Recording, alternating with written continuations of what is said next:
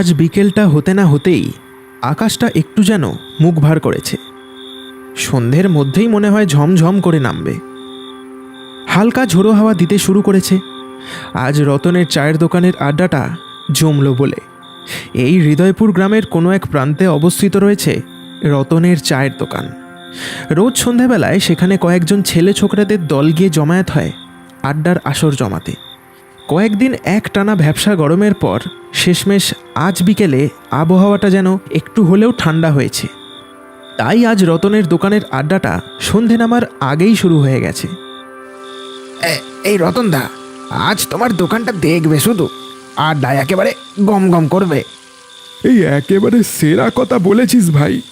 উফ, কদিন যা ভয়ানক গরম গেল, আজও যদি গরমটা না কমতো তাহলে নির্ঘাত কোনো বুড়ো হাবড়া গরমের চোটে এই পটল তুলতো। হি হি। ফটিকের কথায় সবাই সায় দিল। সত্যি কদিন গরমের চোটে সবার প্রাণ অষ্টাগত হয়েছিল। রতন লোকটা তাদের কথা শুনতে শুনতে এক মনে তেলে ভাজা ভাজছিল। তবে সে যেন কাউকে তার দোকানের দিকে আসতে দেখে একটু যেন বেশি খুশি হলো। আরে আরে গোপাল খুড়ো, তুমি? আরে আরে এসো এসো, বসো। গোপাল খুড়ো এই গ্রামের নামকরা গুণিন। রতন তাকে আসতে দেখেই বড্ড আনন্দ পেয়েছিল। তার কারণটা খুবই সোজা। গোপাল খুড়ো দোকানে আসা মানেই ছেলে ছোকরাদের ভিড় বাড়বে, যার জন্যে রতনেরও কেনাবেচা বাড়বে। কারণ গোপাল খুড়োর কাছে গল্প শুনতে এই গ্রামের সকলেই ভালোবাসে। আর আজকের এই মরশুমে তার এখানে আসার ফলে চায়ের দোকানের আড্ডাটা এবার যে জমে যাবে সেটা রতনসহ সকলেই বুঝতে পারল। গোপাল খুড়ো ততক্ষণে আটো সাটো হয়ে বেশ আরাম করে বসেছে বেঞ্চিটায়। এরই মধ্যে আরও কজন ভিড় করেছে আশেপাশে। তা খুড়ো, আজ আমাদের বরং একটা ভূতের গল্প শোনাও দেখি। তোমার গল্পের সাথে প্রকৃতির ঝিরিঝিরি ঠান্ডা হাওয়া আর তার সাথে গরম গরম তেলে ভাজা আর মুড়ি, উফ, জমে একেবারে ক্ষীর। গোপাল খুড়ো নিজেও জানতো আজ সবাই তাকে ধরবেই, তাই সে আর বেশিক্ষণ চুপ থাকলো না। তোরা আজ এই আবদারটা করবি আমি ভালো মতোই জানতুম, তাই তো আগে থেকেই ভেবে রেখেছিলাম সব একেবারে। তবে আজ তোদের কোনো এই গল্প কথা না, এই আমার সাথে ঘটে যাওয়া একটা সত্যি ঘটনার কথা বলবো আজ। তখন আমার বয়স এই এই এই তোদের মতোই, এই গুরুর কাছ থেকে সদ্য সদ্য এই গুণিন বিদ্যে শিখছি তখন। গোপাল খুড়োর কথায় সবাই একেবারে হামড়ে পড়ল তার দিকে। গোপাল খুড়োর সেটা দেখে মনটা বেশ ভরে গেল। সবাই তাকে কতই না ভালোবাসে। এই ভেবে সে কিছুক্ষণ থামল। তারপর রতনকে বলল, এই রতন, এই কটা গরম গরম বেগুনি আর ফুলুরি ছাড় তো দেখি। এই ছেলে পিলেরা কি এই শুধু মুখে গপ্প শুনবে নাকি? রতন বুঝল খুড়ো কি বলতে চাইছে। খুড়োর কথা মতো সে সবাইকে একটা করে কাগজের ঠোঙা ধরিয়ে দিল। সবাই বেশ আনন্দের সাথে মুড়ি তেলে ভাজা খেতে খেতে গল্প শুনতে থাকলো খুড়োর কাছে। হ্যাঁ, যা বলছিলাম, তখন সবেমাত্র এই গুণিন বিদ্যা শিখছি। এ বিদ্যায় খুব একটা পাকাপোক্ত যে হয়েছি তা না, তবে কিছু না হলেও ছোটোখাটো ভূতেদের কাবু করার মতো ক্ষমতা তখন চলে এসেছিল আমার মধ্যে। তো সেইবারেই আমি আমার বিদ্যার সর্বপ্রথম ব্যবহার করেছিলাম। কি বলছো গো খুড়ো? তাহলে তো মন দিয়ে শুনতে হচ্ছে। হ্যাঁ রে বাবা, শোন তবে। সেইবার আমি আমার খুব কাছের এক বন্ধুর বাড়ি যাচ্ছিলাম। তখনকার দিনে শুধুমাত্র শহরেই তারের টেলিফোন ব্যবহার শুরু হয়েছিল। গ্রামেগঞ্জে তখনও চিঠি করেই কথাবার্তা বলতে হতো। আমার ওই ঘনিষ্ঠ বন্ধু আমাকে চিঠি করে তাদের বাড়িতে যাবার আমন্ত্রণ জানিয়েছিল।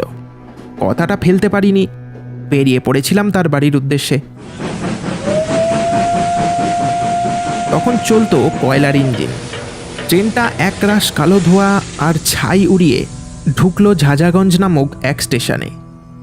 তখন রাতের আধার নেমে গেছে চারিদিকে। এই হৃদয়পুর থেকে ঝাঁঝাগঞ্জ পৌঁছতে বেশ অনেকখানি সময় লাগে।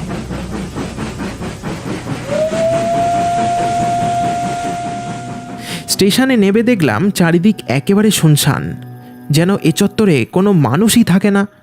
এদিক ওদিক চেয়ে হাঁটা লাগালাম স্টেশনের বাইরের দিকে।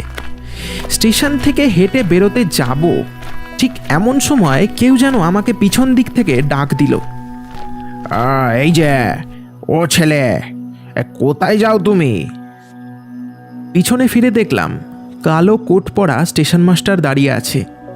আমি বললাম, আমি আমার এক কাছের বন্ধুর বাড়ি যাব। ওই শাপলাডাঙ্গার দিকে সে থাকে। লোকটা যেন কিছু ভেবে একটু গম্ভীর হয়ে গেল। তারপর বলল, এই রাত দুপুরে একা একা বেরিয়ে এই ঝাঁঝাগঞ্জে চলে এসেছো?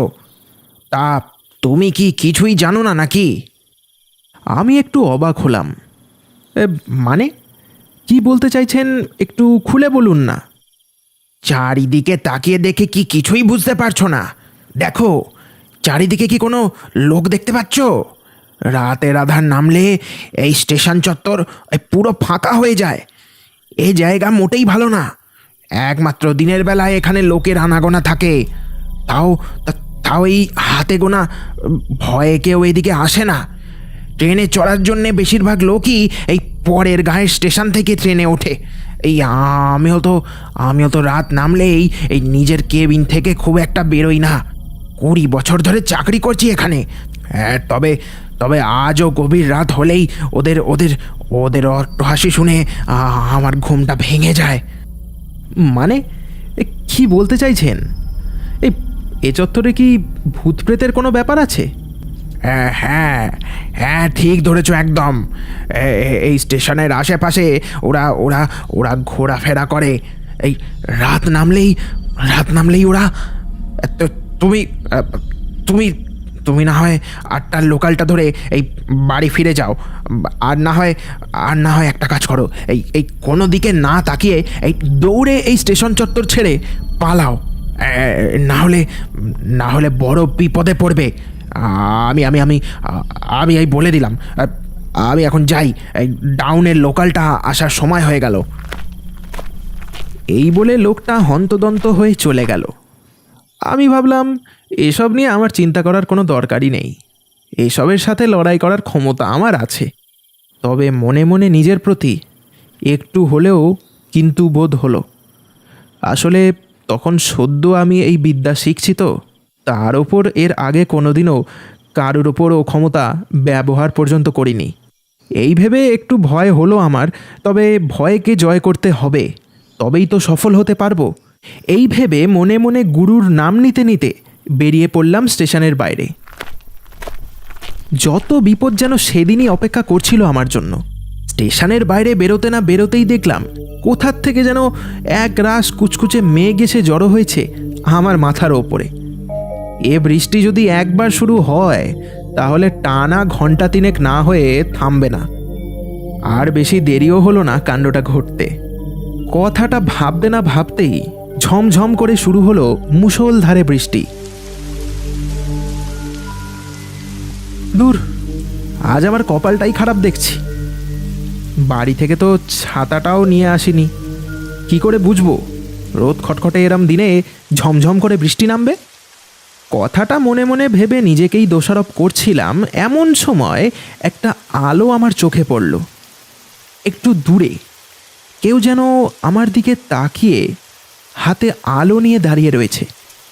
যেই জায়গাটায় দাঁড়িয়ে সেটা এই স্টেশনেরই একটা মালগুদাম। আমি কিছু না ভেবে হন হন করে হেঁটে গেলাম সেদিকে। গিয়ে দেখলাম একটা মাঝবয়সী লোক ঢলঢলে ফতুয়া আর ধুতি পরে হাতে একটা লণ্ঠন নিয়ে ঘরের বাইরে দাঁড়িয়ে আমার দিকেই তাকিয়ে। বলছি আমাকে একটু আশ্রয় দেবেন এখানে? বৃষ্টিটা থামলেই আমি আমি আমি চলে যাব। বাড়ি থেকে ছাতাপত্তর কিছুই নিয়ে বেরোয়নি। এভাবে বেশিক্ষণ ভিজলে শরীরটা যে আমার খারাপ করবে।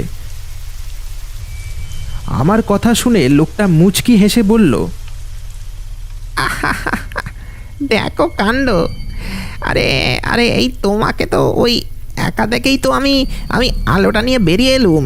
এই তোমাকে তো ডাকছিলাম, শুনতে পাওনি নাকি? আমাকে আবার কখন ডাকলেন? কই, শুনতে পাইনি তো। ওই দেখো কাণ্ড। আচ্ছা আচ্ছা, যাকগে, বাকি কথা না হয় পরে হবে। এখন জলদি জলদি ভিতরে এসো দেখি। লোকটার কথা মতো ভিতরে চলে গেলাম। ঘরের ভিতরটা একটু গুমোট মতো, একটা স্যাঁতস্যাঁতে ভাব। লোকটা এখানে কি করে থাকে কি জানি। এই নাও, এইটা দিয়ে মাথাটা আর গাটা মুছে নাও। ঘরের মধ্যে আরও একটা ছোট্ট ঘর আছে। লোকটা আমাকে গামছাটা দিয়ে সেখানেই চলে গেল। আমি গা হাত ভালো করে মুছে সামনের রাখা কাঠের বেঞ্চিটায় বসে পড়লাম। কিছুক্ষণ পর ওই লোকটা ঘরটা থেকে বেরিয়ে এসে আমার সামনের বেঞ্চিটায় বসলো। কিছুক্ষণ আমার দিকে এক নজরে তাকিয়ে থাকার পর সে বলল, তা বাবা, এই তুমি যাবে কোথায়? আমি আমি যাব ওই শাপলাডাঙ্গায়। ওখানে আমার এক খুবই কাছের বন্ধু থাকে, তার কাছেই যাচ্ছি আর কি। বেশ বেশ বেশ। এই তবে এই বৃষ্টি আজ থামবে বলে তো মনে হচ্ছে না। দেখলাম কথাটা বলেই লোকটা কেমন যেন একটা পিতগুটে মার্কা হাসি হেসে উঠল। আচ্ছা বাবু, একটা কথা জিজ্ঞেস করব? হ্যাঁ, করুন না। বলছি বাবা, তুমি ভূতে বিশ্বাস করো? না মানে ওই জিজ্ঞেস করলাম আর কি। হঠাৎ লোকটার এই প্রশ্ন শুনে আমি বড় অবাক হলাম। ভূত? হ্যাঁ, তা করি, তবে ভয় পাই না। কিন্তু হঠাৎ আপনি এই প্রশ্ন কেন করলেন বলুন তো? না মানে ওই আর কি, এমনি জিজ্ঞেস করলাম। তারপর লোকটা আবারও খানিকক্ষণ চুপ করে বসে রইল। বাইরে তখনও এক নাগাড়ে বৃষ্টি হয়েই চলেছে। বৃষ্টিটা যে থামার নামই নিচ্ছে না দেখছি। আমি বেঞ্চিটা থেকে উঠে পড়লাম। তারপর দরজার সামনেটায় গিয়ে দাঁড়ালাম। হঠাৎ কেমন যেন মনে হলো লোকটা আমার ঠিক পিছনে এসে দাঁড়িয়েছে। পিছন ফিরতেই দেখি ঠিক তাই, লোকটা কেমন যেন ভূতের মতো এসে দাঁড়িয়েছে। তার চোখের চাউনিটা সাংঘাতিক, চোখের দিকে যেন তাকাতে পারলাম না। ততক্ষণে আমার একটু হলেও বোধ হয়েছে যে লোকটা মোটেই স্বাভাবিক নয়। কথাটা আমি আমার মনের মধ্যেই চেপে রাখলাম। এ কি, আপনি ভয় পাইয়ে দিয়েছিলেন যে মশাই? ফিক ফিক করে দুবার হেসে লোকটা গডমট করে আবারও সেই ঘরটার মধ্যে ঢুকে পড়ল। কি জানি ও ঘরে কি আছে, সেই এসে থেকে লোকটা বারবার ওই ঘরের মধ্যেই ঢুকছে আর বেরোচ্ছে। চাকগে সেসব, এবার বৃষ্টিটা থামলে হয়। আমি আবারও ওই বেঞ্চিটায় গিয়ে বসলাম। ঠান্ডা হাওয়া খেয়ে চোখটা যেন জুড়িয়ে যাচ্ছিল আমার। কিছুক্ষণ একটু চোখ বুজে বসে থাকলাম। তারপর চোখ খুললাম একটা অস্বস্তি বোধ হওয়াতে। চোখ খুলতেই যা দেখলাম তাতে আমার বুকের ভিতরটা ছ্যাত করে উঠল। দুটো নরকঙ্কাল আমার সামনে যেন কোনো মূর্তির মতো দাঁড়িয়ে রয়েছে। এরই মধ্যে আশপাশের হাওয়ার মধ্যে একটা মাংস পচা গন্ধও ছড়িয়েছে। আমার ব্যাপারটা সুবিধের ঠেকল না। জোরে একটা চিৎকার করে আমি বললাম, কারা তোরা? কেন এসেছিস এখানে? দেখলাম আমার চিৎকার শুনে ওই লোকটা ঘর থেকে হুড়মুড় করে বেরিয়ে এলো। আরে কি হলো কি মশাই, চেঁচাচ্ছেন কেন? ও বুঝেছি, এদের দেখে ভয় পেয়েছেন তাই তো। তা তো স্বাভাবিক, ভয় তো পাবেনই। দেখুন তো, এবার আমার দিকে তাকিয়ে দেখুন, আমাকে দেখে ভয় পাচ্ছেন কিনা। দেখলাম এবার ওই লোকটাও আস্তে আস্তে কেমন যেন একটা ভয়ানক রূপে পরিণত হলো।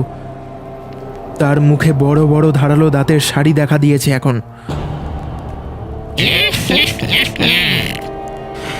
তোর মতো একটা কচি শিকারকেই খুঁজছিলাম, পুরো হাবড়াদের ওই শুকনো খটখটে মাংস খেয়ে মুখটা একেবারে পচে গেছিল।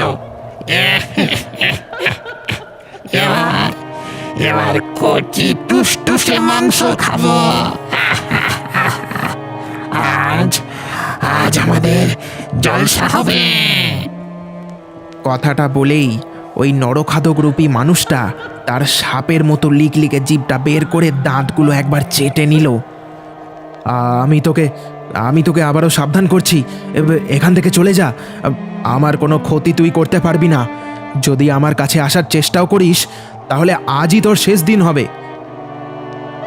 এই বলে আমি আমার ঝোলাটা থেকে কিছু মন্ত্রপুত গাছের শিকড় বের করলাম। গুরু বলেছিলেন এরম কোনো বিপদে পড়লে এই শিকড়ই একমাত্র আমাকে সাহায্য করবে। আমি ওগুলোকে হাতে নিয়ে মুঠো করে কিছু মন্ত্রপাঠ করতে শুরু করলাম। এই কে কোথায় আছিস? একবার খানি এদিকে আয় তো দেখি। এ বেটা মন্তর পড়া শুরু করেছে দেখছি। এই সবাই মিলে ধর তো বেটাকে, ধর ধর ধর। ঘাটটা মোট করে মোটকে দিলে তখন বের পাবে। হঠাৎ কোথার থেকে এক একটা আস্ত নরকঙ্কাল ঘরের মাটি ফুঁড়ে বেরোলো, তারপর এসে জমা হতে থাকলো আমার সামনে। আস্তে আস্তে ওই কঙ্কালের দল লোকটার সাথে কাঁধে কাঁধ মিলিয়ে দাঁড়িয়ে পড়ল। তারপর দেখলাম ওই লোকটাও এবার আস্তে আস্তে একটা কঙ্কালে পরিণত হলো। বুঝলাম কত বড় ভুল করে ফেলেছি এখানে এসে। ভয় যে একদম পাইনি তা না, মনে প্রবল ভয় নিয়ে গুরুকে স্মরণ করে আমি অতি মনোযোগের সাথে হাত মুঠো করে মন্তর পাঠ করা শুরু করলাম। তারপর হাতের ওই শিকড়গুলো ছুঁড়ে মারলাম প্রেতগুলোর দিকে। আস্তে আস্তে যেন তাদের গাটা হাওয়ায় পুড়তে শুরু করলো। কি করলি রে? গাগুলো জ্বলে যাচ্ছে আমাদের। ছাড়বো না, ছাড়বো না। আমরা আবারও ফিরে আসবো, আবার ফিরে আসবো।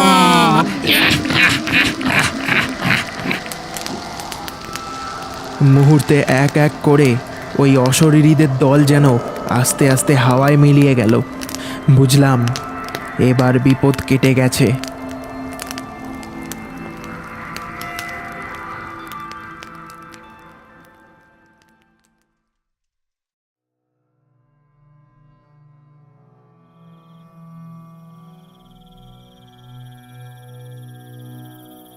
তারপর তারপর কি হলো গো খুড়ো?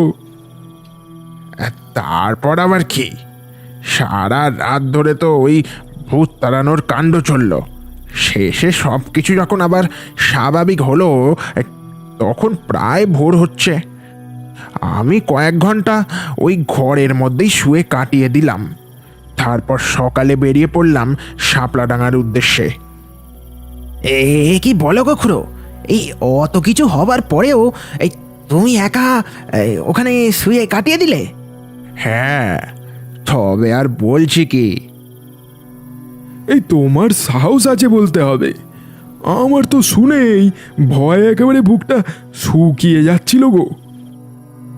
হ্যাঁ, আমি আজও বিশ্বাস করতে পারি না রে যে আমি প্রথমবার আমার ক্ষমতা ব্যবহার করে ওই ওই অতগুলো প্রেতের সাথে লড়তে সফল হয়েছিলাম। হ্যাঁ সত্যি, তা যা বলেছ গো। কিন্তু কিন্তু ওই প্রেতদের পিছনে তো কোনো ঘটনা তো হবে, তার কি কোনো কিনারা করতে পেরেছিলে? এই হ্যাঁ হ্যাঁ, এই আমার বন্ধু জগাকে গিয়ে আমি সেদিন রাতের সব ঘটনা খুলে বললাম। সব শুনে সে বলল, খুব জোর বেঁচেছিস তুই। ওই মাল গুদাম তো অনেক দিন আগেই পরিত্যক্ত হয়ে গেছিল, তা তুই কি করতে গেলি ওখানে? আরে ওই ভূতের দল মনে হয় মায়াজাল পেতেছিল আমাকে কাবু করবে বলে, তাই হয়তো ওই পরিত্যক্ত জায়গাটাকে আমি চোখে আর বাকি জায়গাগুলোর মতোই সাধারণ দেখেছিলাম। একদম বুঝতে পারিনি যে এরম কিছু একটা ঘটবে। তবে এসব ঘটা অসম্ভব নয়, কিন্তু এর পিছনের মূল কারণটা বলতো আমাকে। এ না জানতে পারলে মনের মধ্যে একটা জিজ্ঞাসা চিহ্ন থেকে যাবে। তবে শোন, আজ থেকে বছর 5 আগে এই মাঝরাতে ওই মাল গুদামে একটা বড় ডাকাতি হয়। এই ডাকাতের দল ঢুকে সব মাল লুটপাট করে ফেলে। ওই ঘরে থাকা একটা কর্মী তখন ওই ডাকাতদেরকে বাধা দিতে যায়, আর তখনই ওই ডাকাতের দল তাকে খুন করে। ওখানে থাকা আরও বাকি লোকেদেরও ওই ডাকাতগুলো মেরে এই ওখানেই ফেলে চলে যায়। এই তারপর থেকেই এক এক করে অস্বাভাবিক ঘটনা ঘটতে শুরু করলো ওখানে। এই তোরই মতো কিছু মানুষকে মেরে ওই প্রেতের দল তাদের দলে টেনেছে, আর বাকি যারা রেল লাইনে কাটা পড়েছিল তারাও ওই দলে গিয়ে যোগদান দিয়েছে এক এক করে। এখন ওই জায়গায় ওই প্রেতের দল রোজ রাতে তাণ্ডব চালায়। মনে মনে ভাবলাম, কাল আমি কত বড় বিপদের মুখে পড়ে বেঁচে ফিরেছি। এ বিদ্যে যদি আমার না থাকতো তাহলে হয়তো ওই প্রেতের দলে আমারও নাম নথিভুক্ত হয়ে যেত এতক্ষণে। মনে মনে আমার গুরুকে প্রণাম জানালাম। খুড়োর এই গল্প শুনে রতন পর্যন্ত কাজ করা বন্ধ করে দিয়েছিল। সবার মুখ থমকে গেছে। আকাশে এখন ঘন কালো মেঘ জমাট বেঁধেছে। দূরে কর্কর শব্দে কোথায় একটা বাজ পড়ল। সবাই বুঝল এবার হয়তো ঝেঁপে আসবে বৃষ্টিটা।